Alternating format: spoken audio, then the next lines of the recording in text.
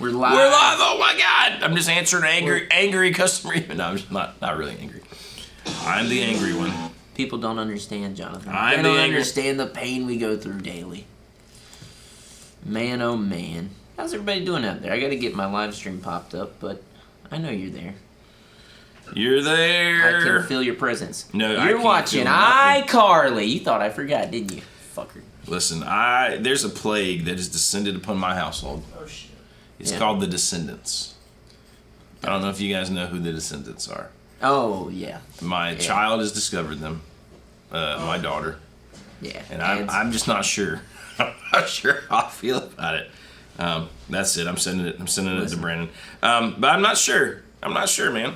I just don't know if I want to watch The Rise of Red. Yeah. We have because Abby, my sweet daughter. She's only 9. There you go. She just discovered them, even though they're 15 years old. Yes. The movies, the first movie apparently. I didn't know this. I know way more about them than I wanted to know. And we've binged, and now we're up to. I think we watched The Rise of Red. I didn't. I missed that. I was luckily working. You're behind now, Johnny. I'm now behind, but I'm sure that there will be a plea and a passion plea. Right. Dad, please watch. You gotta watch. And I'm going to because I love my children. It's better than there's this series that Disney's come out with, and it's called like Zombies or something like that. Oh yeah, that is hot dog. Nah, okay. Nah, I don't we're know not doing it. Who is having to be held captive to watch that stuff? But don't, please. It's really strange. It's really strange, right? I mean, it is. It's got to be rough, dude. It's real. I was in Top Chat. Why do they put you in Top Chat? That's stupid. It is. How do they decide what a Top Chat is? I think, and don't nobody take this any kind of way. I think it is based on like tips, and also if you're a member or not. I think that's kind of stupid. Listen, Top Chats, Let me come in. Instagram names. Oh, hang on, JP's got the facts. Give me the facts. Some messages, such as potential spam, may not be visible.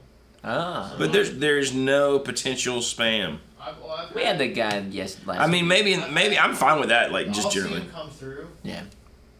But Well, that's I guess fine. I missed it that one time. No, that's fine. We're fine with those. I just mean when it's on the Top Chat instead of the live chat. I just don't understand. I just don't understand. I've got my Stanley. Don't worry, guys. Stanley. Stanley. Look at all these guys saying what's up. I'm here, but not there. That's right, John Washington. I'm here. You're here, but not there. I'm everywhere. Hello, gentlemen. Nice to see you again. Nice to see you. Snow in Toronto. Snow We had a little in snow. Toronto. We had a little snow. We did. Not last night, but the night before. We had the most random snow flurry I've ever experienced in North Carolina. I in walked this part of North outside Carolina. after lessons, and it hit me in the face. I was like, I thought for a second, I was like, is it snowing? And I didn't think twice about it, because I was like, no fucking way. What? The Mighty Witcher says we missed him at the shop yesterday. Yes, yeah. He swung by. I was Where next were door. we? You were next door? I was here, you were in lessons. He came to pick up his I guitar. was in my own hell. I believe it was Monday. I don't know. My own little hell. Not that I don't love teaching lessons. Yeah, Stanley has a handle so you can carry it like a purse. Yeah, That's true. It's actually very handy. I mean, you know. It is. Again. Well, I mean, have you ever had to carry a Yeti around? Because whenever you're wrapping your hand around that big thing all the time, and you can't really walk with I it. feel like a Yeti is. I mean, you can take that To be fair, I probably wouldn't have bought a Stanley either, but it was a gift from our dear friend. Yeah. Well, they're expensive. They are expensive. Especially if you get one of those pink ones that all the white women want. I'm more of like an Ozark Trail kind of guy. Maybe the Buc-ee's cup. If you know, you don't the Buc-ee's know, tumbler. If you don't know, then you'll probably never know. You probably never know. But if you do know, we're all in the club. That's right. It's a I was big going club. to say, we're all down here. You know what I mean? Oh, God. I remember growing up, the finding out the secret, be like, did you know you could go to Walmart? It's the same thing. Kind of says the LP Junior did not stick around long. No, it did not. It's gone, baby. But I think, I don't think it's come out yet, but I got to demo that one, and that's a good guitar. I think we can go ahead and maybe, should we go ahead and say now? Okay, so we're going to do a big announcement video on, I believe, Friday or Monday. Maybe it's Monday that we're launching that. Monday, Anyways, yeah, Monday. So what we're doing is Casino Guitars Supply. No! Second channel, baby. Casino Guitars 2, basically. But If you didn't get enough of us already, you can get us with zero talking. just shut up. Just our pretty faces. Just, yes. Well, I mean, Yeah. just demos. We're gonna drop Just like a demos. lot of demos, like A lot of all demos. the because if you drop, it turns out if you drop all these videos during the week, it kind of kills your it messes, like it messes the algorithm up. Yes, and what we want to be able to do is like, so you probably seen like Johnny's Pick and stuff like that. We want to be able to do that stuff, but we want to be able to do it and deliver it to you. If there's a lot, we can give you a lot more at one time with the demos. But also, like, we get to experiment on the second channel with doing that. So, like, you're going to see some different Baxter can't tell us what to do on this channel. We get a place to kind of play and, you know, it'll be fun. It'll be dope. And then on the main channel, what you're going to get is more talking? No.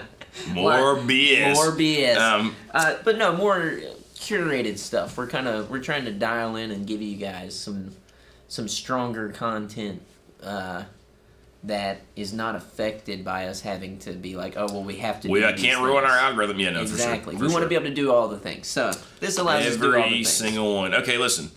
While our pal Jack is in here, he says, look at this band of heathens. Let's talk about... Did we talk about... I mean, we talked about Jack being at Singapore. But we didn't talk about how they won. How they crushed everyone else under their heels. They killed it. They killed it. You should have seen them boys going. You Dude, saw the video, right? Friggin', It's like, whoa. That was amazing. Like, That was nuts, dude. So yeah, I mean... Yeah. I just Jack says we'll be skating around Baxter's stringent moral code. That's right. But dude, Jack, that was amazing. It was pretty dope. So, and I think they're the only high school competing against a bunch of like colleges. Really? I think so. Yeah. Dude, I'm pretty sure that's true. Badass. So if you saw that, did you also see? I didn't realize this, but they met like the Gas Monkey Garage guy and people like that. But they bumped into who's the dude? Secret Service. The Secret Service. I know that. That's kind of neat, actually. That like the Secret Service wants you to be certified and like just fix the car. Well, there was he was the late night show host. Oh, Jay Leno. Yeah, Jay Leno. Because he has like a million cars. Yeah. God, he looks old. I saw as that. hell. He did look very old. Looked like but still shit. identifiable as Jay Leno. Jack, that picture of that guitar you sent me yesterday is pretty awesome too. Are you thinking about that thing?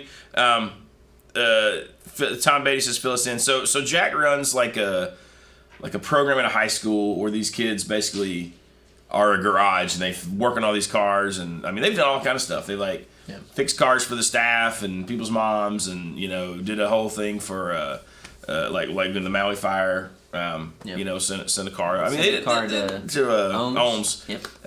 All sorts of cool things. They made us banners and stuff just because they got all these things to print stuff on cars and stuff. So, anyways, they go to the big thing in Las Vegas every year. Is it called SEMA? SEMA. SEMA. SEMA. So giant like convention, trade show, all things cars, and the kids compete. And they won like the whole thing for like taking a small block engine apart, putting it back together faster than anyone else, like live there at the competition. And it's not like running around like rabidly like freaking out. They're very like boom, boom, bam, boom, boom, yeah, boom, no, boom, boom. I'm like it was pretty sick, dude. And Jack is the sweet mentor to all these young boys and girls who probably, otherwise they might get lost in the system. We talked a little bit about that last week, and Jack has a real sweet story himself about how that system helped him. Yeah. That institution, if you will. So it's really cool. I think it's admirable, and it's pretty damn dope. Pretty damn dope. I like that. It's one of a million reasons why Jack is the best. It is kind of true. Oh, okay. So Jack sent me a picture of this. This is a '64 LGO. Little Gibson with a little DeArmond sound hole pickup in it yesterday. Said it was his friend's dad's. Talking about a blues box, baby? It was a blues box and a half. I was supposed to be teaching lessons, and I was trying to half look at it. What a great phrasing for acoustic guitars. A blues box. A blues box and a half. That's like what's that guy's name? Who's Jason Isabel's producer? Not Dan Huff, but Brent Cobb. Brent Cobb. He's like, it's a good hook. He's like, oh, it's a hook and a half. A hook and a half, Hoss. I'm like, damn. Come on, Hoss. What Chad? Chad says Gibson's come out with version 3 of the collectible pickups. I haven't even seen that. So what are these supposed to do? Really? They actually give you a back rub as you play for only $1,200. I kind of want to know. We should know this, but apparently Chad's ahead of us. Okay, Series 2. Okay, Series 3. Here we go. Let's read about them. Gibson.com. They don't look aged. This is where Mark Ignisi's going to call us, and he's like, you remember how I said that we're 5% away from being that pickup? Well, now we're 2. Boys, now we're 2.5%. And we've upgraded the lifting. Are they're so... Including Alnico 2, 3, and 4. No! Regardless of which A mixed bag. They Well, there you are go. highly valued vintage pickups. I think we'll have to do some more research. We'll do some, because you know. what could be kind of cool, and you guys let us know if you think this is like video worthy. Would you want us to maybe go through each set, specs alone, and then if we were able to get like sound demos from all of them, Yeah. to compare and contrast and let you know what Be the kinda cool. differences are. I'm going to assume because the version 1s were badass. I've heard the version 2s, badass. They all sound really great. Yeah, because chassis says are obsolete. I think we just start the rumor that they peaked at version 2 and it's downhill from there. Yeah. And we'll just all push that online like so that any yours are great good. thing. You're like, Yeah. oh, you got to have version 2's the one. It's the one to have. It's like the second Spider-Man movie. Great. Listen, Third one. Speaking of versions of things, Yeah. like one, you know how their pedals will come out and then there's like versions, Mm-hmm. like version 2, blah blah blah blah. That wasn't a thing until like a while. You know what I mean? Like I just 10 don't years remember ago. that being a thing. Yeah. Like when I was learning to play, and then suddenly it's like, Yeah. the first thing I think I remember is with full tone stuff. Hmm. Like, but anyway, so yesterday I go to this blues jam. We won't talk about it. But I did get to use our dear pal Jack Lyon's rig. Yeah. That man's got a badass pedal board set up. Like, he really does. Like, it's, he's got one of those Andy Timmons Halos. Mm-hmm. He's got all this thing set up in an analog looper, not MIDI, you know what I mean? Just down there and all marked, right? So you don't step on any of the pedals. Pretty cool. It's a pretty cool setup. So got some chorus, got some delay, but then for his drive section, that was all I was really paying attention to because that's what I was using through little Princeton. He's got a Greer, light speed. Yep. Like an old school, like Tube Screamer, like a TS, 808 kind of deal, and then an OCD. I hadn't played an OCD in like years, but for a while it was my main overdrive. And then you guys ever have where you have a piece of gear and you love it, and then one day it's like somebody flips a switch and you're like, oh my god, it sucks, I hate it. That was how the OCD was for me. One day I was just like, my god, have I always sounded so fizzy? Have I always been so fizzy? Is my tone fizzy? And then it was done for me, right? And then I just didn't care. But I've not played one since then, and I'm literally years ago, like probably before I moved to Nashville. Yeah. And it was awesome yesterday. Like stacking it with the light speed and with the Tube Screamer. Yeah. Kicks butt. Yeah. I mean, Shit, dude. it could be that the tone was all going at my knees and I couldn't hear it, so maybe it was wrong. All the fizz was blowing past your I ankles. just couldn't hear the fizziness. Or maybe I've had enough hearing loss since then. That now it's good. And now Yeah. I'm like, oh yeah, Oh, there it it's is. great. That's that the sound. tinnitus really kicks in. I mean, it is funny to. You should always, I think, go back and play things because there's like stuff like I have a hatred for like Klons and Tube Screamers and stuff, but I always play one every once in a while just to remind myself, like, yeah, no, this does suck. But then you play some stuff and you are surprised, It's like a '68 Princeton reissue. I played one of those for a while and I thought it was like the best Fender amp and all this shit. I played one recently, and I was like, man, that's like, this does not sound as good as I remember. Well, Like, and then the individual ones can be different. Yes. And then sometimes one's not working. Like the bad side of tube amps, if there is such a thing, not really. But if there is one, it's that, one little thing can sometimes throw a whole thing off kilter. Well, one thing can throw it off, and also, as well as I do, a speaker, a broken-in speaker, a fresh speaker. There was a guy there last night who was like, had one. And I actually thought it was an old one because it had been a little bit beat up. And I don't know if that was on purpose or not, but he had put a vintage speaker. He's like, is something wrong? I'm like, speaker's probably wrong. And they give me it's like, old is not always better, unfortunately. But I like Ryan's lipstick on a pig. He says he should put some of those new pickups in his old 2004 SG Faded. That would be kind of awesome. It'd be like when they take like you remember the what's the show where they go out and race on the street, and they had the farm truck guy with a big ass engine in the old farm truck, and he go out and like smoke them, yeah. That would be you have a It's faded like- SG it's a like sleeper, that. yeah. Yeah, like my God, that thing sounds amazing. But anyways, dope. Spark Brain, you should definitely come and we should jam some blues. And then I Hell will yeah. absolutely sell you a guitar if that's what you need. I mean, that's Boy, it'd be funny if I was just like, no, That's not the- today. Can't buy one the first time. don't no. Be responsible. Get out the door right now. But listen, speaking of your hatred for clones, okay. So I have been sucked in to this No Cover Charge podcast. Yeah. It's the Music Is Win guy. Oh, and old yeah, JJ. JJ. Yeah. Old JJ Nipples, our pal. JJ. Who we legitimately love. I've never like hated the Music Is Winning guy. I just His his wasn't content your is not my Yeah. thing for the most part. Yeah. Something about him and old JJ, It works. I'm like, okay, it endears me to him. I already love JJ. Well, it's cool. Here's what I think you get with both of those guys, because they're both JJ's big personality. He is a big Huge personality. person. I'm used to seeing him on stage doing his thing, and it's like. And he's like that in person. Yeah, if it's you like- get to meet him, like Yeah. that's just him. He's just loud. And he says whatever he thinks, and Yes. he's hilarious. He plays big rock, right? He didn't take himself too seriously. No. Which is amazing. Exactly. But yeah. in this circumstance, from little clips that I've seen on Instagram, Yeah. it looks like you get a more dialed in version of him, Yeah. and you get a more dialed in, almost. I'm a little impressed with some of the clips that I've seen, because the Music Is Win guy seems very, like, not only knowledgeable, but very, like.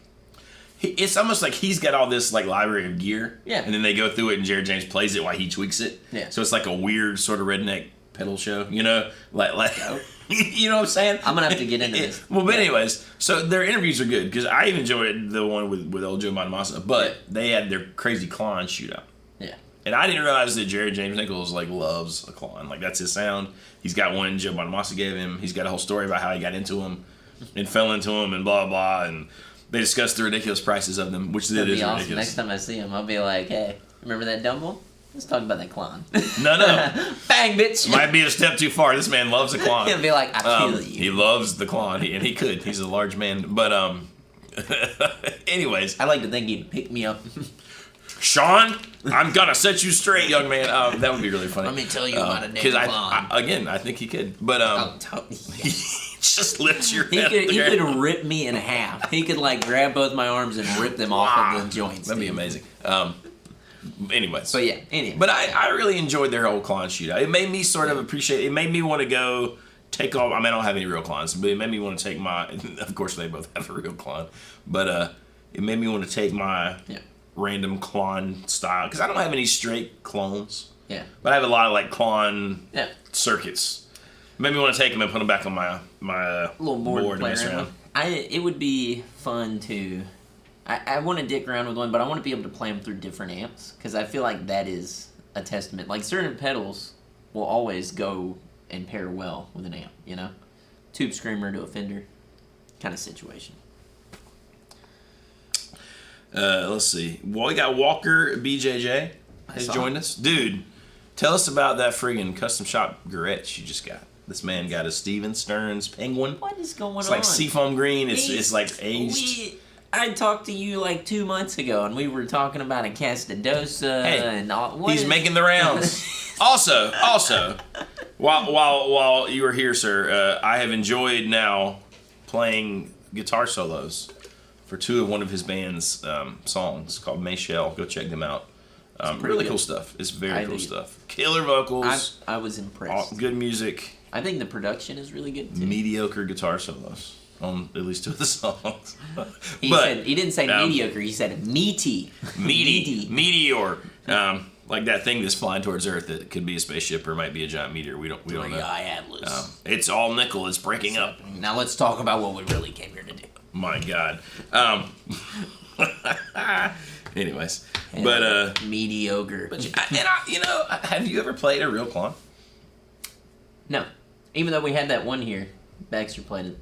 That was before they let me do anything. Yeah, that's true. And we're like, nah. Get back in the corner with the broom. That's right. Whatever. These toilets aren't clean enough. Walker, he basically threw it out there, dude. He's like, listen, we both got a problem. He said, I can see your track marks right now. They're in between your fingers, and your toes. How would you know that? I didn't order $800 in pedals last night. Except you did. Except you did. Todd Roy says he's got the Warm Audio Centavo, and it's always on.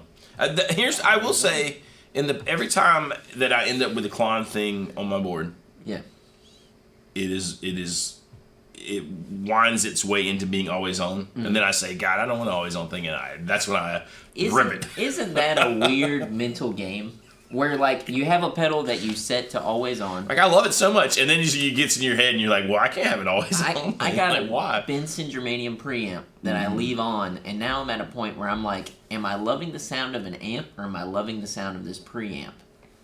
Because I cut it off, and I'm not as happy, and I'm like... Why can't it be both? Well, because I'm an idiot. Because we've been trained. Exactly. It's got to be straight in. All the greats did it straight in. But, I mean, because, and like, I use that light speed, and it's very much in the same realm. Not that it's a Klon circuit, but it's just that it just gives you a little more harmonic content, a little more, without getting, like, harsh on the top, necessarily. It's not supposed to be, like, distortion overdrive. It's supposed to be just, like, I think it's closer to boost, right? Well, I think the intended use was into a dirty Marshall. An already dirty Marshall. Push. But I don't know. I think it does an okay thing into like a Fender, like cleanish amp.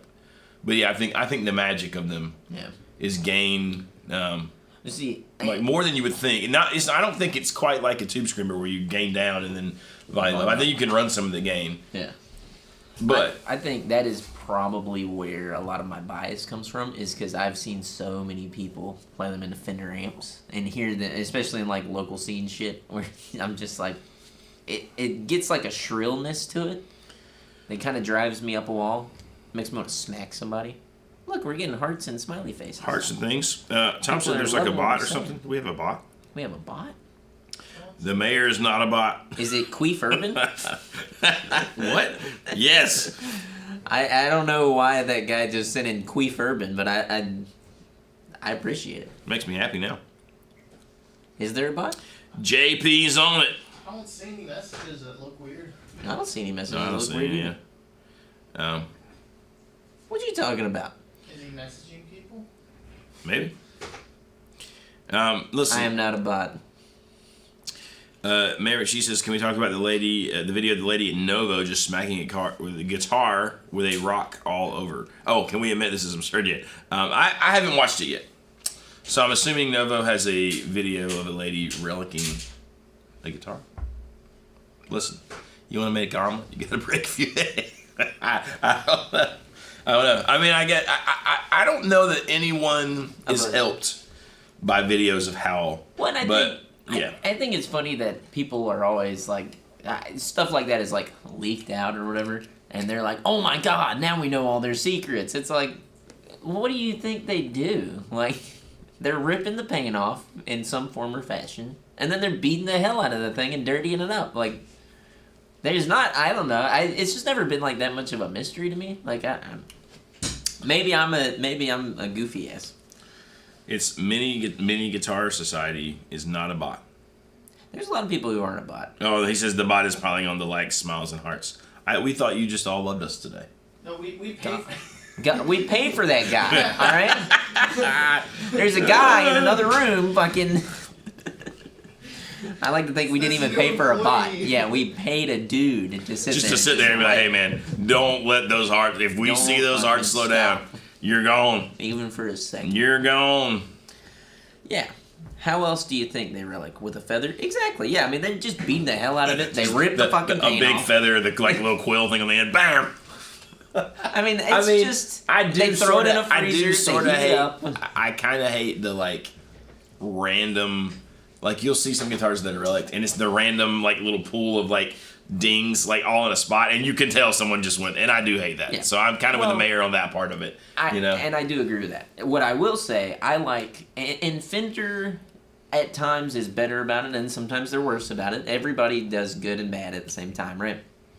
But whenever you can tell that there was a little bit of thought that went into it, it's like, oh, there's pick wear in a spot where you would pick at. Oh, there's arm wear damage in a place that you would probably move your arm. I have literally sat with dudes on the phone who were trying to decide if they liked the relic on a guitar, and like came up with a story about how that could potentially happen, which is so ridiculous. It's kind of crazy. Because if you like it, just do it, and if you hate it, like the mayor, just don't do it. Yeah, buy an NOS. But you know, and I think the mayor. I'm not to disclose too much in the mayor's what he's doing, but he's got some cool ideas about how you could maybe do some alternative finishes. Yes. And things, and like I said, I don't want to. I don't want disclose to. much. Of you know, it's not my thing to disclose. I think when it all comes together, it's gonna be pretty damn cool. Well, here's the thing. I think it's gonna be awesome. Yeah. I also am still gonna like the look of a kind of beat to foot Gibson. Because I think there's room for both things, right? Yes. You know, because I do love just like a sunburst Les Paul, but I also am into like, hey, I'm gonna try this thing differently, and it's not really gonna be a relic. It's gonna be something totally different. But you know, just cool finishes that are and like being a little more natural and not cancer causing. Not as much cancer. I do like that as well. But I mean, at the end of the day, I think like you were saying, there will always be a place for a little bit of everything, you know? I think that's true. That's why there's guys out there who like PRSs. I tell you what, though, the feel thing, I was talking to a guy yesterday who was trying to spec a guitar, and he didn't know how the neck was going to feel with the finish going, like the relic thing. I was like, dude, it's like you're kind of going to be addicted. So, like, it does have to be something that kind of achieves that, right? Even if it has lacquer on the neck, whenever they do a relic to it, even if it's like the Journeyman, they do something and it just feels right. It feels good, dude. And here's my 335 is not a relic. Yeah. It's not even a custom shop, but it was nitro because it was a Gibson 2013, which is plays almost 23 smooth, years old. It has the same. But it's been being played for almost 23 years. Whenever I pick that thing up, I can feel it. I'm like, damn, that's a good guitar. And I play that guitar all the time. Like, I'm just like, oh. I don't know. As good as the... Because we have two really good custom shop 335s right now. I don't think I'd give mine up for one. I haven't seen, like, and not saying that I wouldn't buy the one of the three that we technically have right now. Oh, yeah, that's right. The black. I forget the black one. But in comparison to yours, I couldn't see a reason as to what you're missing out on. Like why you'd be like, I gotta switch for. There's no like upgrade for that. Right? I think your guitar. Which mine was Memphis, you know. Equivalently, and that's the other thing too. Is it's kind of funny to me because I played a ton of guitars that are in the same range as yours, and yours is an outlier compared to so many of those other ones. I'm gonna have to give Peter all the credit for that. Picking his unicorns. Peter's got the knack, man. If you ever need a man to just like find you the weird, rare one-off thing in the sea of rare one-off things. Yeah. Our friend Peter he's got the gift. Yeah. He's got the gift. You know. That's right. Mayor McCheese says he hates the process. Seems disingenuous. I get that. Yeah. I get that too. I get all that's that why stuff. and I think that's why there's levels to it, right? Yeah. Like for me, the perfect level is Journeyman Relic because there's no, there's none of that extra. Like I think sometimes it does go over the top, but I also know too, like the playability of those guitars and the feel of them.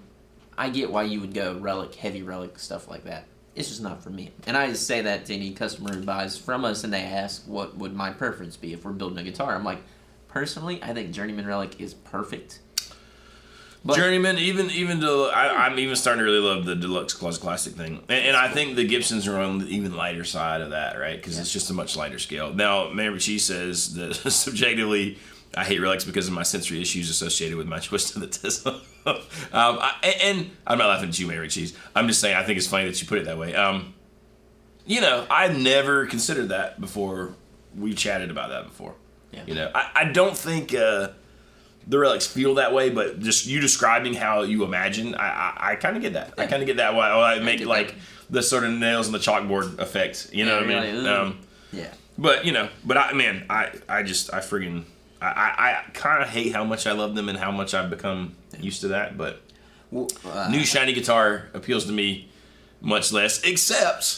But then I see like the penguin, like the sparkly champagne pink penguin we got over there, and I'm like, oh. And Sean's like, screw it. Now, what Burn I it will, with fire. I will give you the VOS SG that we have. Oh!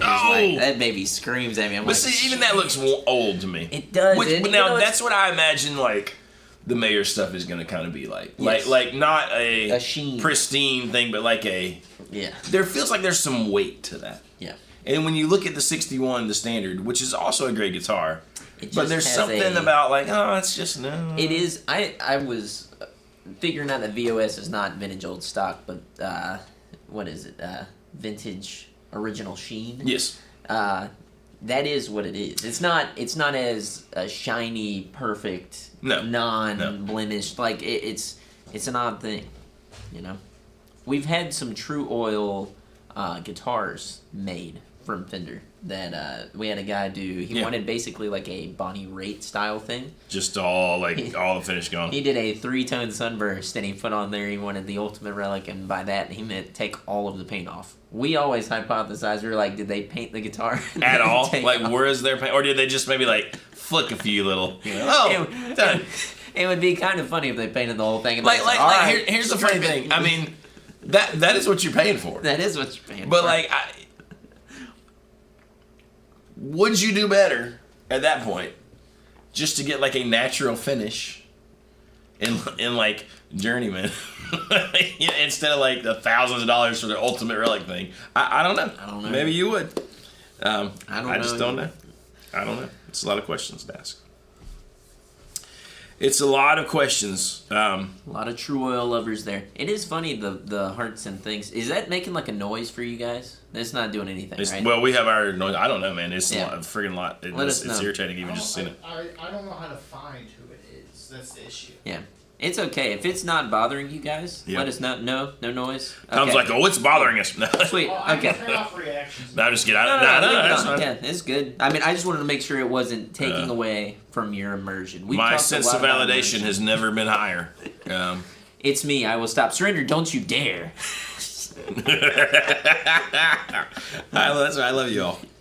Listen, I was supposed to text Surrender yesterday. I can't say for what, but What a loser. we got carried away, and then the next thing I knew, it was like 4 o'clock, and I said, "Shit."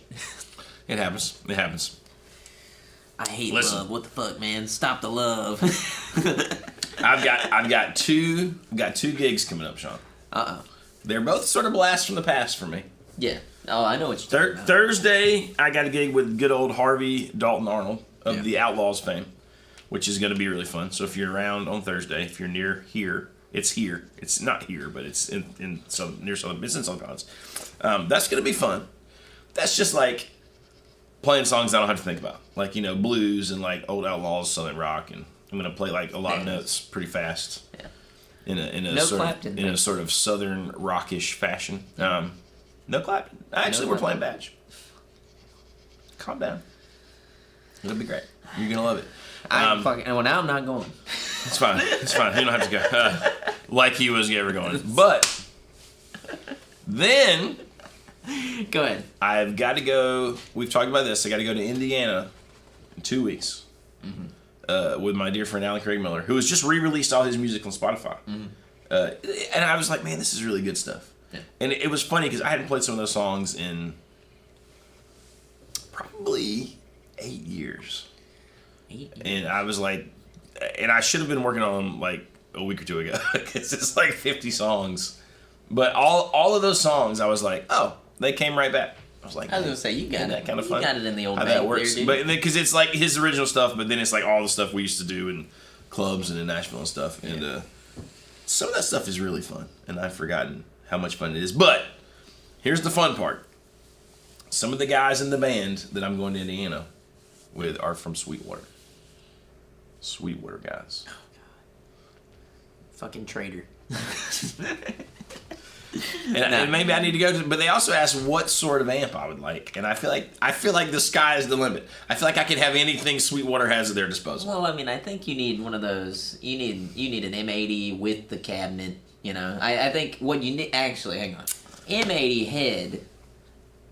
2x12, 2x12 Oh! stack. Full stack, not a half M80, a full M80. And that's just the one half of your rig, okay? The other half, you can experiment with, you know? What kind of clean sound would Jonathan like? What's that? Thank you very much. A clean sound? What? Clean sound? No, I feel like I could just go really crazy if I wanted to. Because I did say to Alan yesterday, he said, what do you want me to get for you for your rig? And I said, well, I'll bring a telly and my pedal board. I was like, and then I was very gracious. I said, any sort of clean Fenderish kind of thing. Tubes. I'm not a barbarian, but now I'm thinking through this today, and I'm like, you know what? I was like, my Greg, who I have known is just a nice guy he's for sure from Sweetwater. I was like, I bet he could get his hands on just about anything. And I know that he himself has his own like pretty substantial library of pedals and amps. So I'm just thinking, what would be an odd fun? I don't know.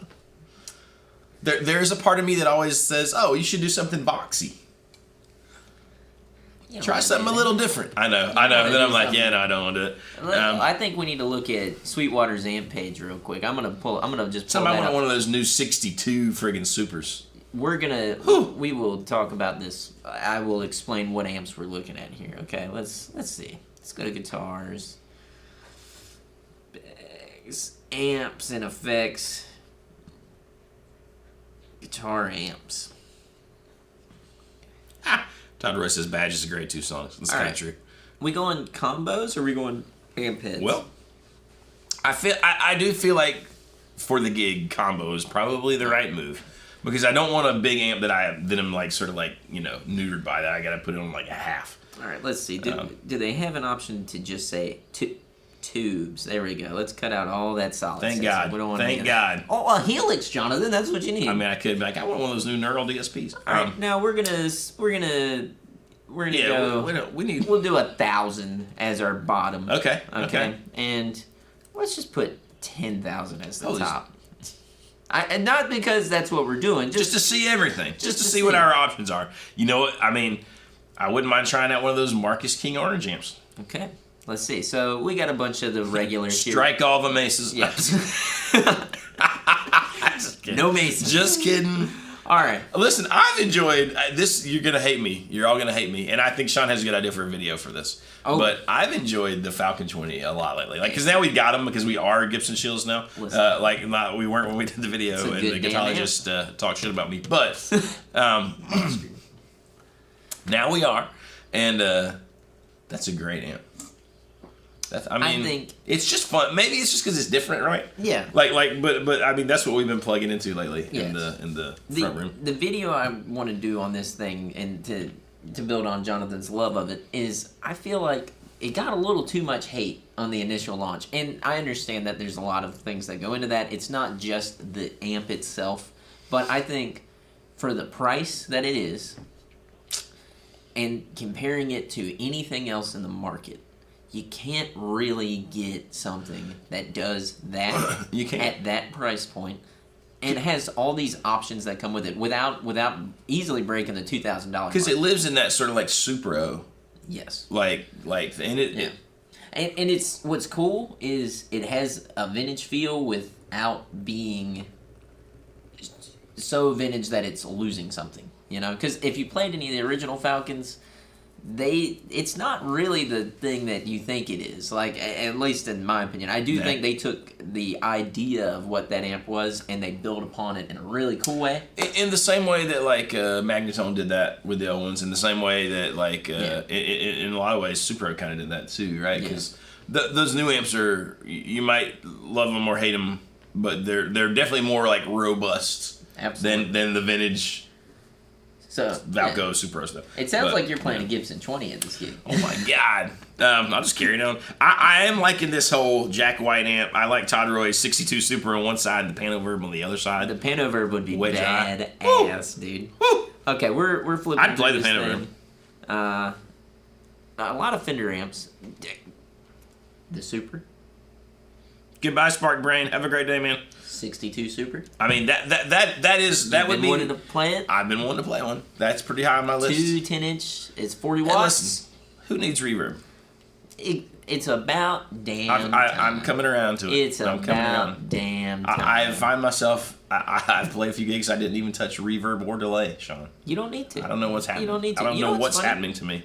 Sweetwater doesn't have Finally images grown for up. their amps. That's odd. Finally grown up. It's okay. It's all the Marshall and Fender Hot They're Rod. like, yeah, no one wants these. No one cares. Strike them. But they got a picture of the quad cortex in white and gold. Yeah, I know that is. Well, you know why? That baby's easy to ship. You just whoop. Maybe I need an M80 212. Woo! That's You know what? I wouldn't mind playing a Tone King, a Royalist, or an Imperial, or any of that stuff would That's be not awesome. that bad price wise either. You know? Which I mean, $2,600. 27, call it 27, They 26, had 29. Benson amps too. I do enjoy Benson. It's crazy how many amps Sweetwater has now, right? Like company It wise. kind of is. I I mean, I'd play a Super. yeah, they got Dr. Z. Yeah. Kind of. I mean, like, I'm while not a Z. I think if someone was like, okay, you got to play Dr. Z, I would. I would like time to go through it all. Yeah, know? I'm not much of a fan myself on it, to be honest with you. I don't know. There's something about them I appreciate just because I'm from a certain time and age. But I'm like, okay. I mean, I think you got a lot of There's a lot of good choices. options here. I mean, I think already there's a couple of options. I think the Panaverb would be sick. I also don't know if that's a very U amp though. You know what I mean? Not saying that you couldn't play it and enjoy it and like make it sound great. Well, you know, Just and then, like let's read. You guys want to hear the set list? give us a set list. That might help us decide too. Let me tell you the set list. You're gonna be like, oh yeah. Let me just pull it up. Let me pull it up. Tom, while you're looking up the set list here, Tom brought up the new Jack White delay pedal. Oh! I bought it last night. You'll be glad to know. I was drunk. Ain't nothing but I said, "Fuck it." cornfields. But I did get one, so it'll be on the way. We'll do a demo on it. We'll talk about it. Should be Dude. fun. I'm excited. Chad says he had a store that was going to send a new 62 Super to the house for $20.80. I decided I needed reverb. Man, you don't need it. You don't need it, Chad. Need it You don't need it, Chad. You should have had that thing in the house with the mule plugged into it and that harmonic tremolo raging. And you just said reverb? Reverb who? Reverb? Reverber. I barely know her. You just need a bigger room. That's right. Okay, you guys ready for this set list? Give us the set list. Got Play Something Country by Brooks and Dunn. All My Friends Say, which was like Luke Bryan's first hit and maybe one of his only good songs. Straight up. I Like It, I Love It by Mr. Tim McGraw in the key of C. When the Sun Goes Down, Ain't coming. You Ain't Living Yet, which is a great old sort. No, that's Alan's song. You Ain't Living Yet is original. That's actually a great song. The Dance by Garth Brooks. Let Her Cry, Walking to Memphis, Hey Joe, Brown Eyed Girl. I'll be forced to sing all of those. A Little Less Talk by Toby Keith. Blue Suede Shoes by Elvis. Good times. I don't really know that we're doing it in E. I feel like that's a lie. You ever notice the singers sometimes will send you set lists and the keys will be a blatant lie? Because I am almost positive that we will not be doing that in E. Now, when you get there, let me ask you this. When that happens, Yeah. are you on stage when you find out it's not an E? Well, most of the time. This time, I will be flying. I'm flying in Friday at like so early, which Alan's awesome because he's getting me a hotel room in Charlotte, so I don't have to like just be at the airport at 6:30 because my flight is at 6:30. So he's like, "I'll get you a room the night before." I was like, "Okay, cool." But so we're gonna rehearse Friday night. Yeah. So I'll find out then. Okay. But in that situation, I assume you know because the capo comes out and they go. it's Yeah, usually a matter of the song starts on a chord that is not the tonic. And sometimes they just say, oh, well, it starts on the blah, blah, blah.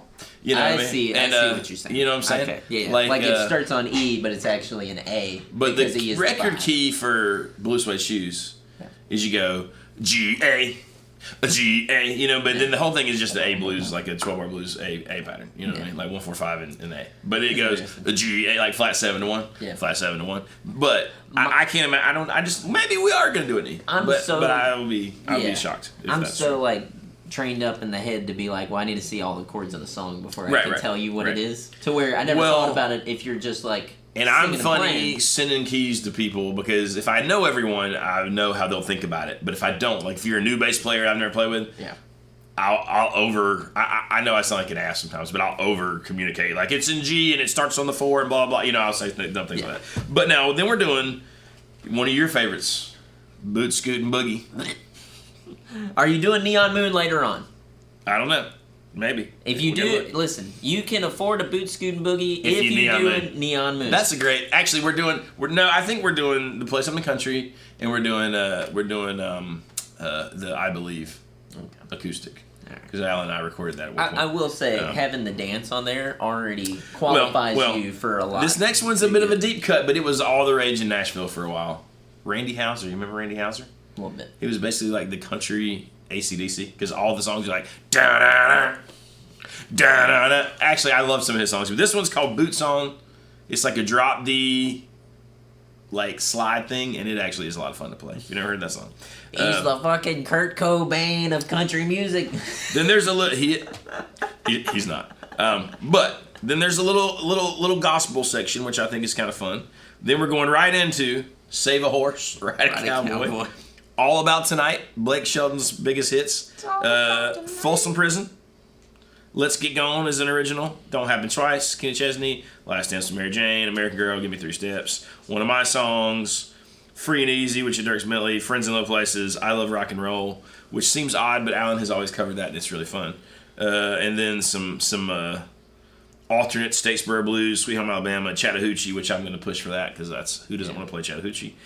Living in Fast Forward is a great Kenny Chesney. That little bum, bum, bum, that's a great riff. Probably my favorite Kenny Chesney song because I don't really like most of his catalog. Living and Fast Forward, and then all the like Much Too Young and like Copperhead Road, Midnight Rider, and all that kind of crap.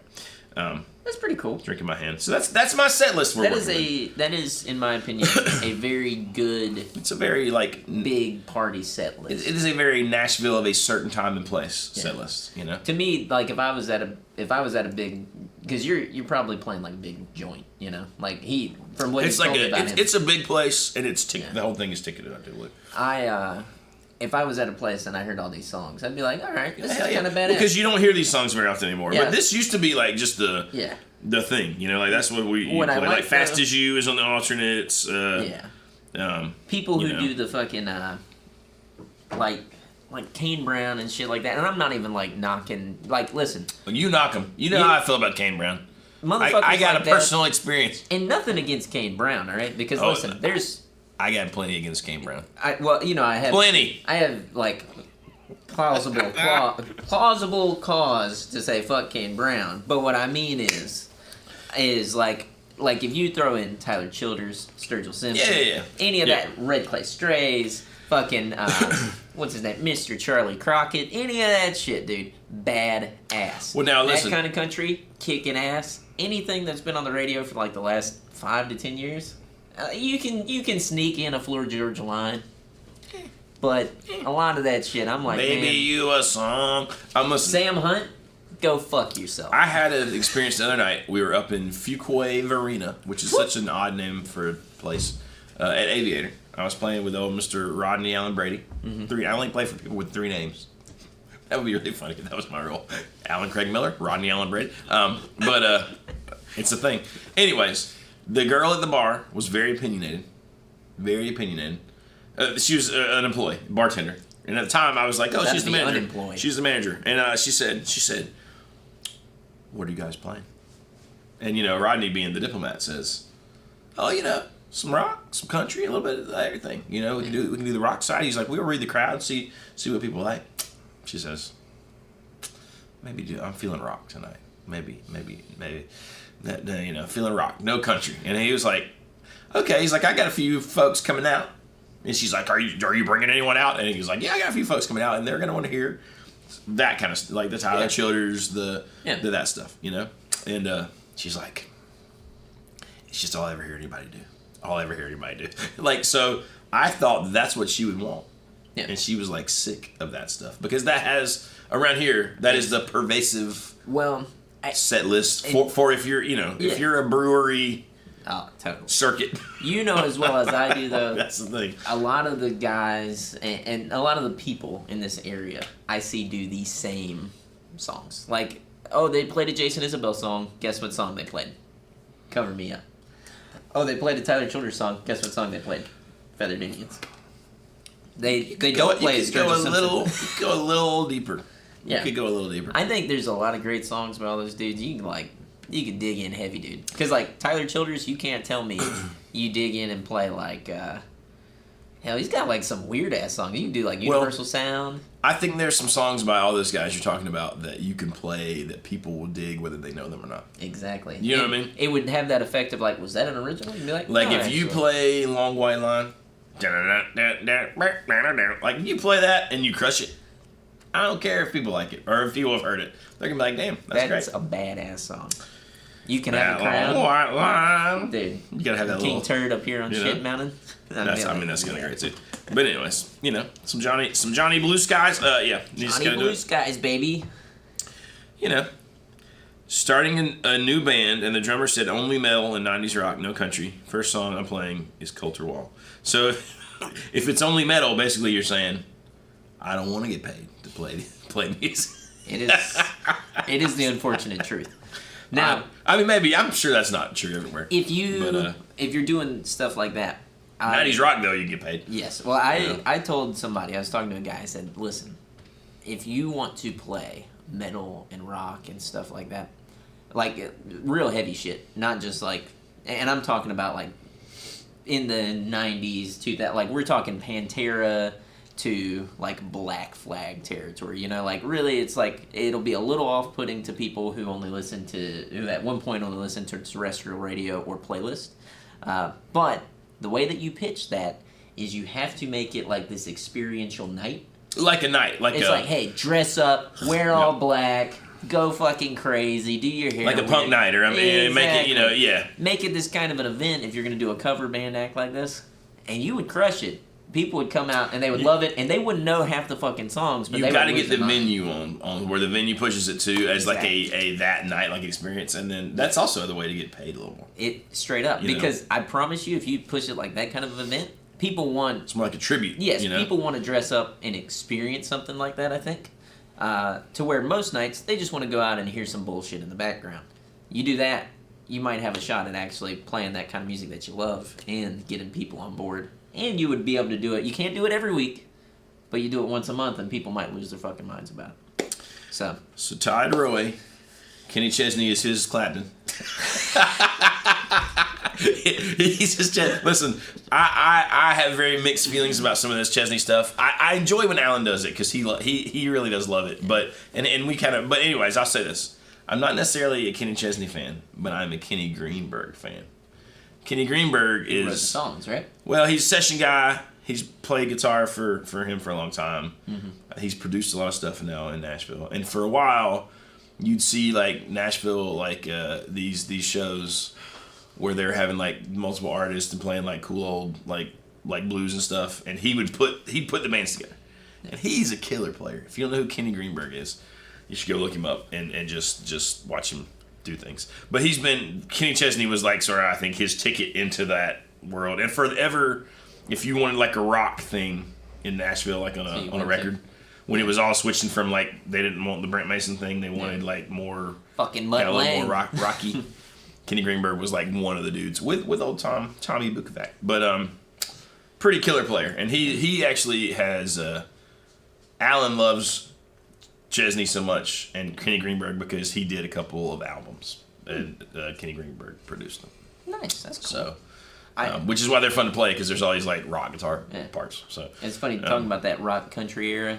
Skylar didn't know it last night. We're watching this thing on the most expensive albums ever made, and what's that band's name?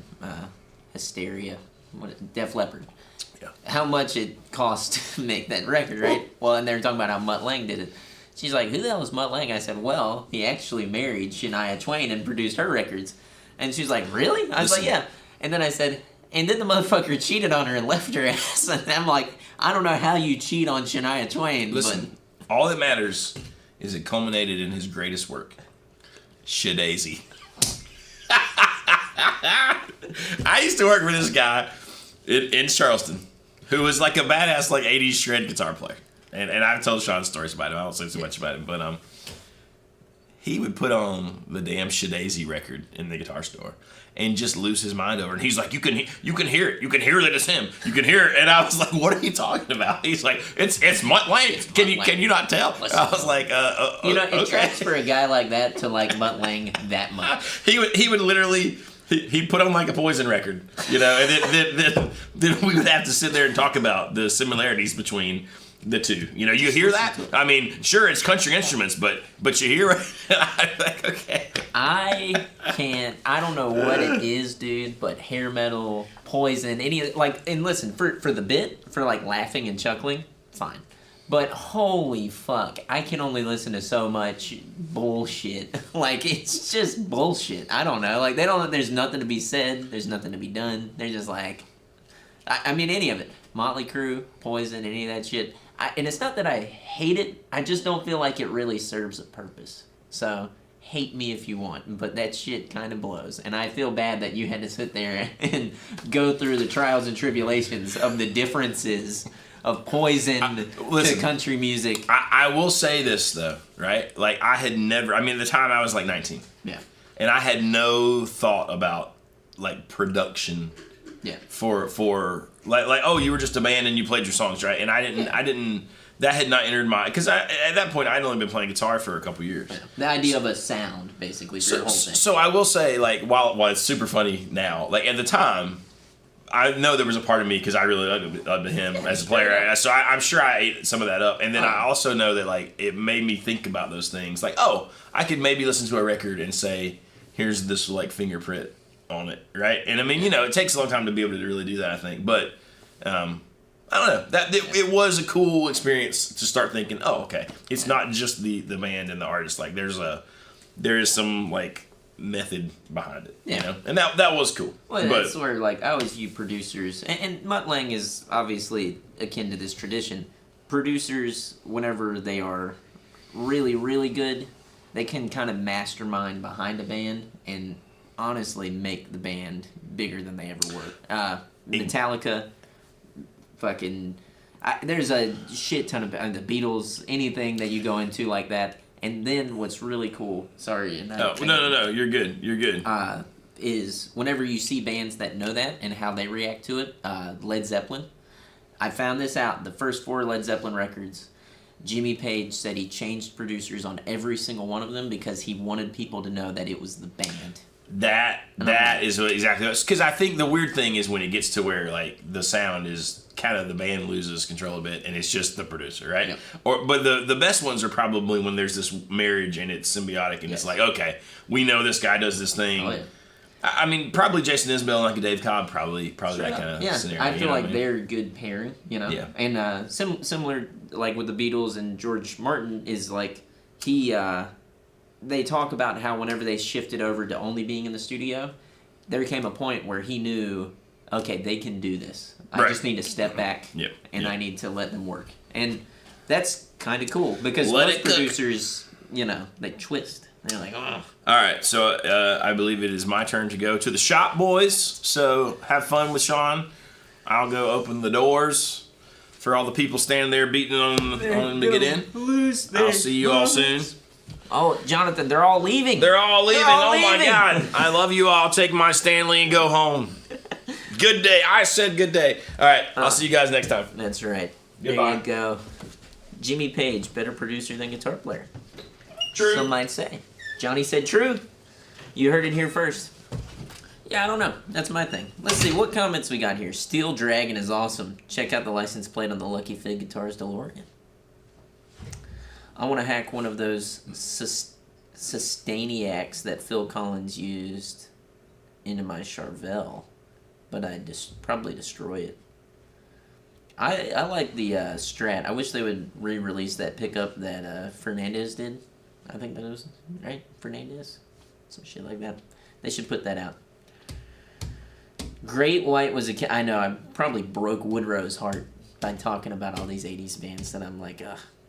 But know that I enjoy the party. I just... I can't live for that sound every day. So there you go. The Ed O'Brien Strat. That's right, Ned. That's right. They put it in that. I kind of just want one that I can put in whatever I want, though, and I don't want to have to buy an Ed O'Brien Strat to do it. I broke Tom's heart. I'm sorry, Tom. I mean, come on. Girls. Like, it's fine, but then they set the bar on fire. Yeah. You guys got any questions? You got any questions about Casino Guitars Supply? we're excited about that. We're making some big changes over here. No, Iron Maiden is dope. Iron Maiden kicks. It's not the same.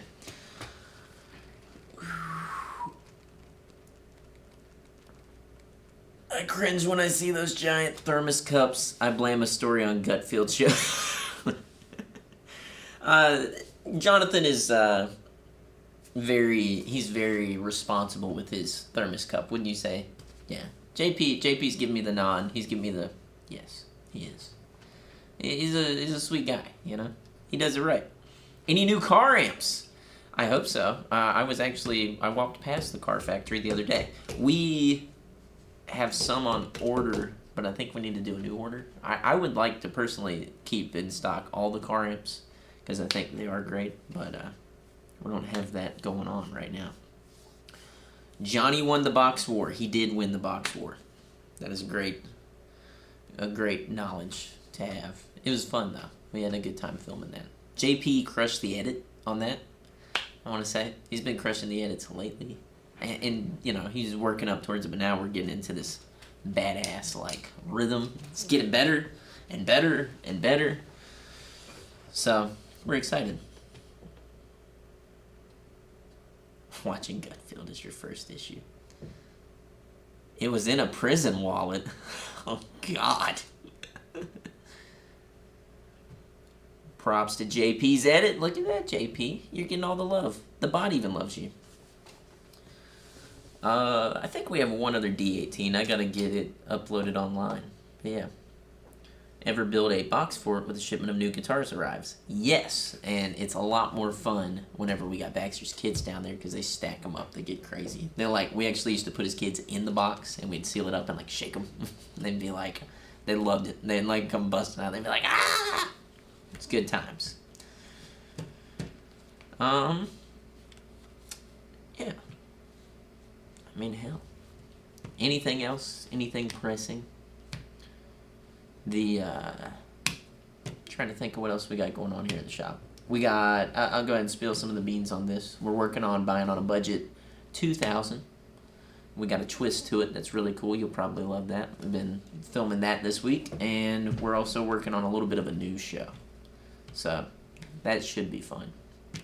We're trying to take the production level up a bit, but also maintain our wackiness and keep personality there like we like. So should be good. Favorite Mexican food? I don't know. I mean, I don't want to be a basic bitch, but like ACP kind of rips. But I also love, I've had in Sanford where I grew up at, there's a very large Hispanic population, and I was friends with some people who you could actually go over to their house and get very real, authentic Mexican cuisine. And I had like enchiladas verdes, like the real deal, a handful of times. That was the bomb. And it kind of ruined me. So, yeah. Ned said corn. Queso versus guac. Queso, dude. Even though I love guac, too. Guac's grown on me throughout time, but I like it fresh. You either had disco or 80s rock. You would have been a disco guy. I don't think I would have been a disco guy. I like the punk stuff from like 77 on.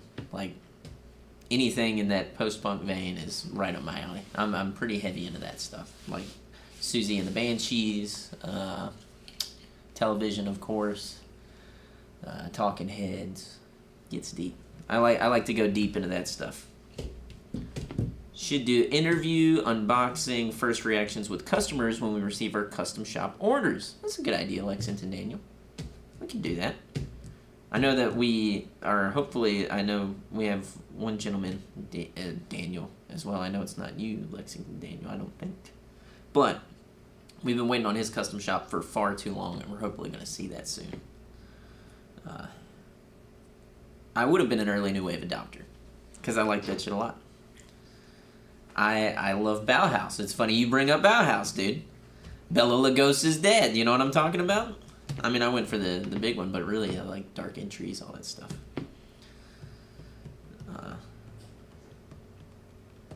Have any 70s customs in? I got some in the closet. But they're not for sale, I don't think. But they could be for John. So, hit us up, shoot me an email, and maybe I'll look through them. Disco was great. Everything was 4/4, and even us white guys could stay in time. I love Chic, but it's primarily because I love Nile Rodgers. Nile Rodgers is a badass. Echo and the Bunnymen is sick too. I got Baxter kicking that lately.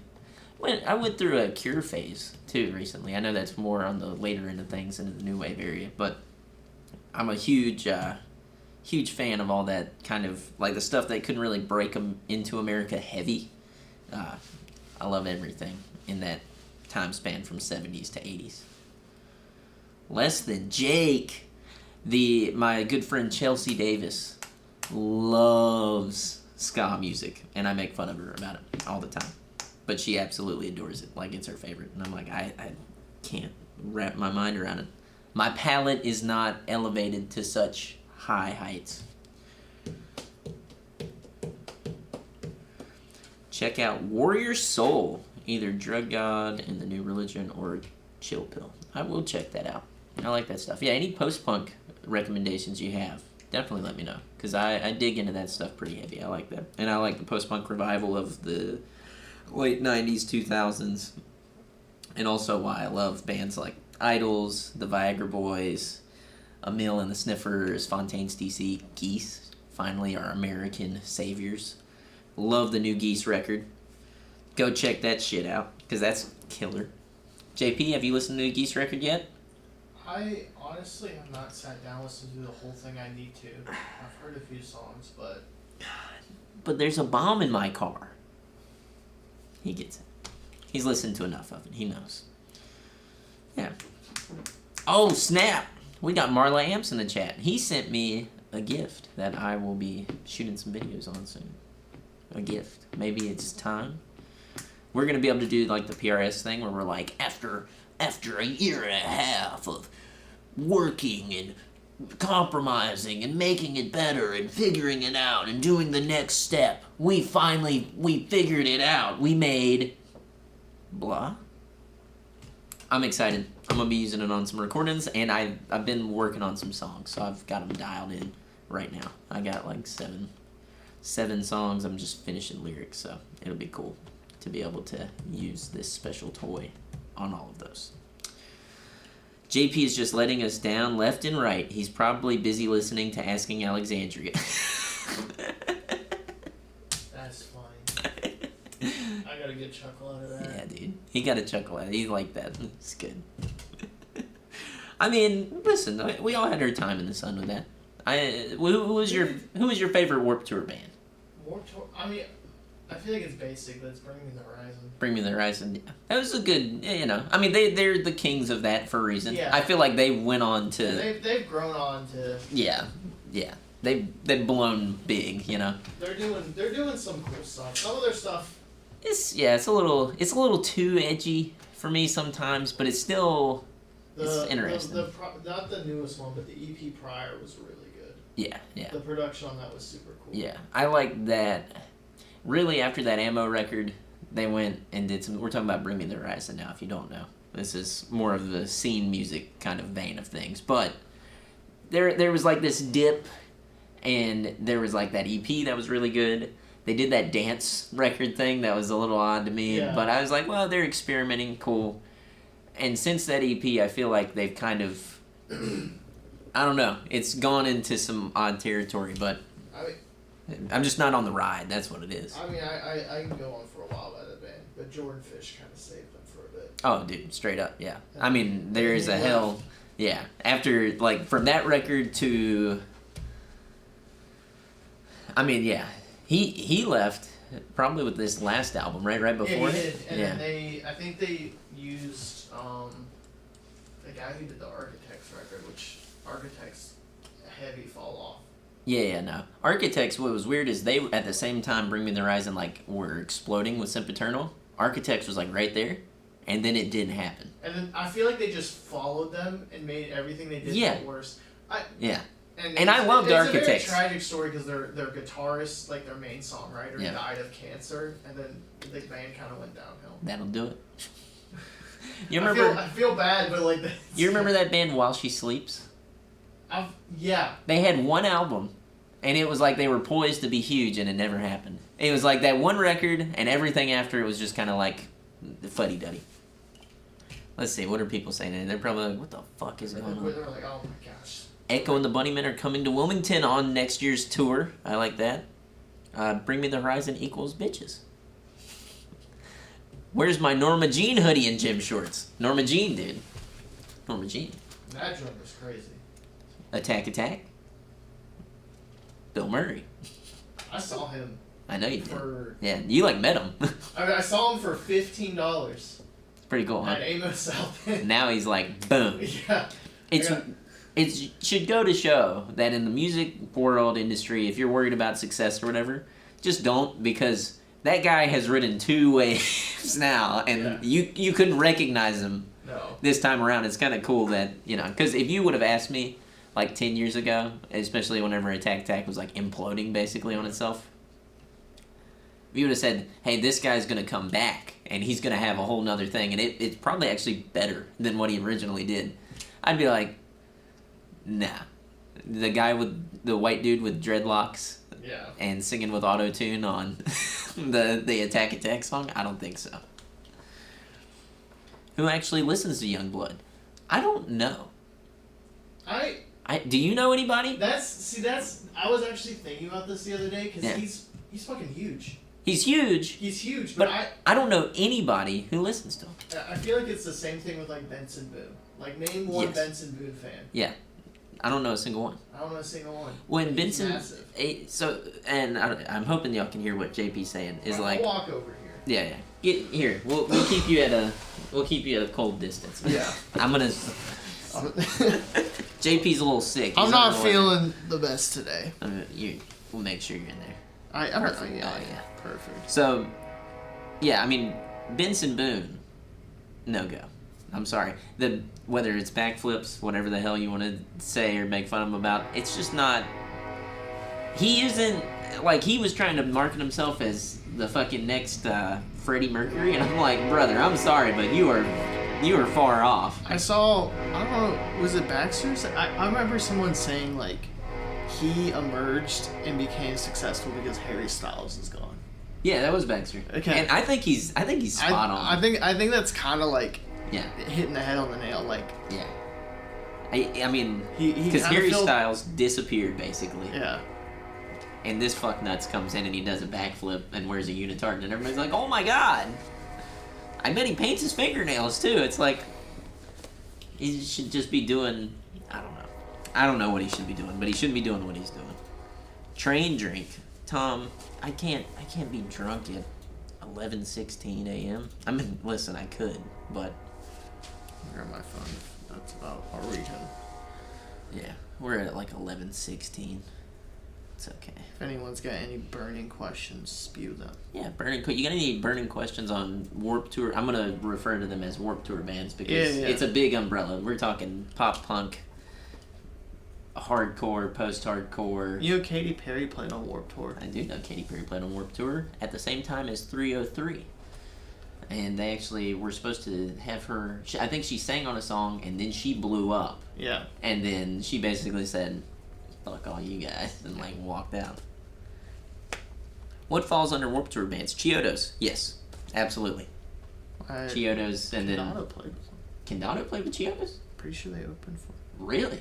No, I'm thinking of a completely different band. It's I was gonna say, I was like, dude, I got friends who would shit a brick over that. They'd be like, what? What's the other band that's very similar to them? That's the problem. There's so many. So many.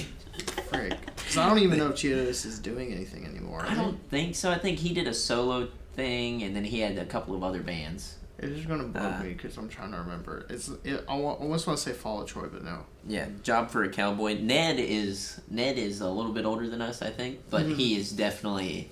He's in touch with all of this shit. Like, he knows it very well, so I always find it funny. But yeah, no. Job for a Cowboy, I had a friend who was big into that. JP just looks like he has a cold. You're right. I put this jacket on because I'm shivering a bit. I wonder what music Stranger Things will make famous this time. I feel like they're going to blow it. I think they have set themselves up. It's not like Breaking Bad, where Breaking Bad just went out. It was like, 1, 2, 3, 4, 5 done. They have stretched this shit out for far too long. I've seen the first season. That's it. I really enjoyed the first season too. I watched up to the 3rd season and then I just stopped caring. Yeah. I just couldn't care. But I mean, you know, that's our thoughts. Music Man booth at Warped Tour was the best part. I don't remember. In my time, I never got to go. You never got to go? No. I went 3 years in a row. My parents would never let me go. I went 15, 16, 17? Or maybe I went 14, 15, 16. I saw very few concerts when I was younger. I think, like, the two in what stand, I saw Skillet. Nice. I saw Skillet live at some, like, Christian conference. Because I feel like a monster. Yeah, because I feel like... I think it was before that too. I think it was the Comatose album. Oh, nice. And then the one really cool show that probably like had a dramatic effect on me as a musician was the last Amberlin show ever. JK, they're back, but Don't you hate that shit? Like... Well, it's not even like the same lineup. They got rid of the singer Stephen Christian, who was amazing, and Maddie Mullins. Really? Yeah, is their singer. Memphis Mayfire. Yeah. Deep cut, dude. You know who took off from that whole scene that I kind of was like, the whole time? Sleeping with Sirens. Yeah. Never got me. No. Like, it's good, but it ain't like, I don't know.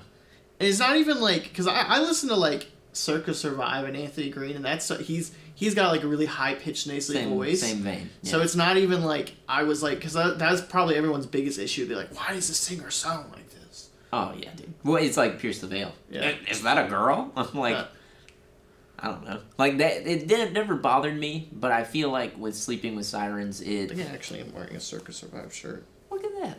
And Touche Amore. Yeah, it's a split they did together. Oh. It was very cool. They covered each other. You know what record I really liked is God, they're Australian. They had a singer. This band like sucked, and then they got a new singer, and it was dope. Northlane. They came out with that Node record, and that shit was dope. I really loved that, and then I never listened to them again. But yeah. People said, I burned out after 2 seasons. They waited too long. This season is dead on arrival. I think so. Man. Botch is touring again. David Knudsen. Botch? You know who that is? I do not. I'm gonna have to listen. Yeah, it's not straight out. Anthony is secretly... He's a little bit... It's like a deeper cut almost, but from a time before us, I believe. That, like, bands, like, he's referenced bands, I'm like, I have no idea what you're talking about. But it definitely falls into that, like, I think that 2004 area, if I'm guessing correctly. Am I right? And don't be mad if you think I'm calling you old. That's right. He's going to answer any moment now. Any moment. Any second now. He's going to say, what? You calling me old? But yeah, no. I could probably talk forever about that kind of thing. Oh yeah. I just have too much. I think we're both in the same vein of having too much knowledge. That's something that not a lot of people even remotely care about. 2000 to 2005, I was spot on. Look at that. Yeah, no, it was a time. It was a time. It should be cataloged. It'll be a thing, you know. I think it will. I mean, especially like I think back kind of fondly a lot on like 2000s pop too. It was like, it's definitely like a weird like. It was a fucked up time. There was no direction. Yeah, and therefore it went in every direction. Yeah, but like I don't know how to describe or catalog it, but like you just hear, you're like, that is it. That's the 2000s pop sound. I look back on it with a disdain, but I think it's because I feel like it is so polished that I'm like, it's just disgusting. Like, it's... Now, I can listen to it ironically and, like, have a laugh and be like, oh, yeah, like LMFAO to Katy Perry, anything in that vein where it's Black like Eyed EDM driven. Peas. Yes. Yeah. And be kind of like, oh, that's funny. Thomas White said, did I just hear Memphis Mayfire? Yes, you did. We didn't know how good we had it. Yeah, no. Daughters. Now, I do like Daughters a lot. That is a band that I'm very fond of. But that's more like a noise territory, which I like. They kind of ran in a direction and did some crazy shit. But I don't know. Yeah, like I feel like there were so many bands that came out with that kind of sound in the 2010s in that Warped Tour vein. Yeah. That, like we were saying, it's so hard to nail down certain bands because there was a lot of the same. Just thinking of bands like Crown the Empire, like the standout ones. But with Crown the Empire, there were a shit ton of bands that were blank the blank. You know, Take the Crown. You know, like fucking. The Devil Wears Prada. That's one that's like, once again, they kind of lifted out of that, but they had to evolve. But yeah, man, no. Yeah, no, it's crazy, and also just like how nostalgia, like, because like a lot of like you'll see it, like a lot of the younger kids are like getting back into that. Oh yeah, they're like, oh shit, like somebody asked my wife, said, what was it like to go to school in 2014 or something like they asked her a question as if it was like this reminiscing moment, and she's like, what the fuck do you mean? Like, it was what it was. Like, I don't know, it wasn't that. There was nothing glamorous about it to me. Like, even wearing skinny jeans and all that shit. It's like, I don't know. It must be nice to finally have someone in your age group at the shop now. It has been, because it's like, I can say jokes that JP actually goes like, yeah, I get that. Unless it's SpongeBob related. I've been watching that. Good. It's on Prime. You're catching up. I actually really like it. Long, tan, and handsome. You'll get to that episode. It's great. Yeah, I think I'm like halfway through season 1. Nice. I just watched the one where he has the inflatable big arms. Oh yeah, dude. Yeah. He's like... Yeah. Have you seen the ripped his pants? Isn't that why he gets the big arms? Yeah. Or yeah, no, that is, and then he like.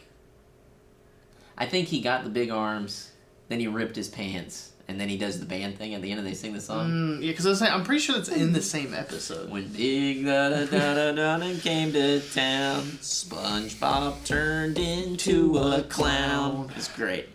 I feel like I just missed everything from 2009 to 2014 when I was serving. There was no music then, LOL. I'm gonna be honest, and it's probably because we lived through it, right? Yeah. It's another period of disdain for me, but I also look at everything that was happening that was out of my periphery that I've gone back and listened to. Like what was the time frame again? 2009 to 2014. I look at bands like for one, Mac DeMarco, Tame Impala, a lot of like indie music that was happening under. It wasn't Two Door Cinema Club that was their time. There's bands that were happening then that you didn't see on your radar because it was still that kind of all over the place. I feel like that's really when kind of the indie scene kind of like imploded a bit, like later into the 2010s. Well, like Vampire Weekend. Yeah. They didn't it's funny, all those bands could have had a moment and then it like kind of crushed itself. Yeah, Arctic Monkeys. Oh yeah, like there was this moment and then it went too big. But then I feel like things changed in 2015 when Currents came out by Tame Impala. Yeah. And then there was like this shift, I feel, because everything that comes after that, like you see all these bands come out that the originality of the sound, I think, became more of a thing, less about being inducted into a genre or sound. It became more bending, which I think is cool. It's weird to see how that's like shifted and played out now. If you listen to the last Tame Impala record, you're probably like, whoa. Because I haven't listened to it yet. There's a lot of stuff I need to catch up on. In my opinion, he's trying to do a Brad Summer kind of thing, but not for Brad Summer. It's like a Deadbeat Winter sort of vibe. My hot take. Yeah. Brad was okay. It was okay. Yeah. I'm a big fan of the album that she released during COVID. Yeah. That's mine. I am not saturated myself in her music enough to be able to tell you what I think. I think you would like that one. There's some really weird production. It's really cool on a production end. Go check it out. Because Brat was like, it was cool, but I didn't feel like it didn't hit me, and I'm also like, I don't think it was supposed to hit me. Yeah, no, you know? I'm like, no, yeah. I don't think it was. That's what I was saying. It's kind of like, but no, on.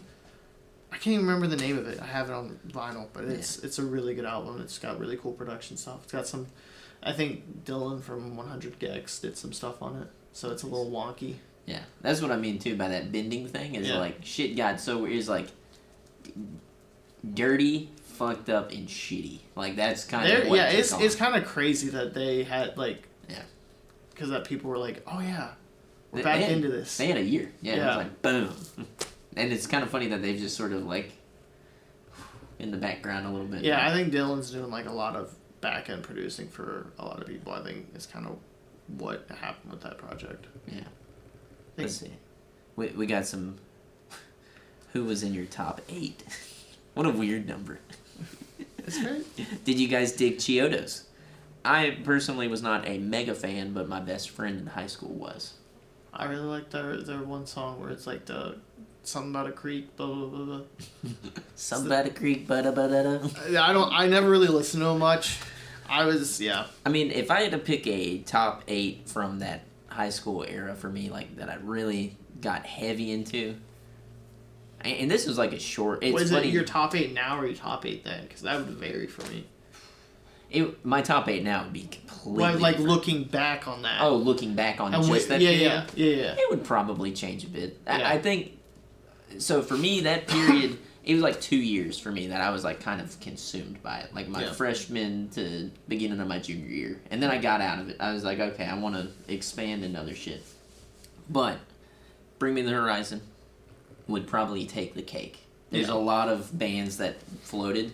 I really loved I See Stars at one point. They had come out with that record New Demons, and I thought that was like game changing. And then they just never superseded that in a lot of ways. I don't think they probably did, but it didn't. To me, they lost a lot of steam somehow. I don't know. That shit was good though. I don't know. You go. Give me 2, and then I'll give think me 2. on 2. I mean, I'm gonna steal your 1. What? Yeah, I mean, yeah. It's just they rode the wave the best, I think. They did. Because it was like they rode the scene thing. Yeah. Up until right before Sempiternal, he gets clean, and then they rode this whole new wave that was like pop. You know. Yeah. It like pop rock is where they lived at. Yeah, I feel like they really shot really hard with the album after Sempiternal for like arena rock. They're like. Yeah. I think that record was great. I still will stand by it, even though it has its like edgy moments that are a little cheeky. I think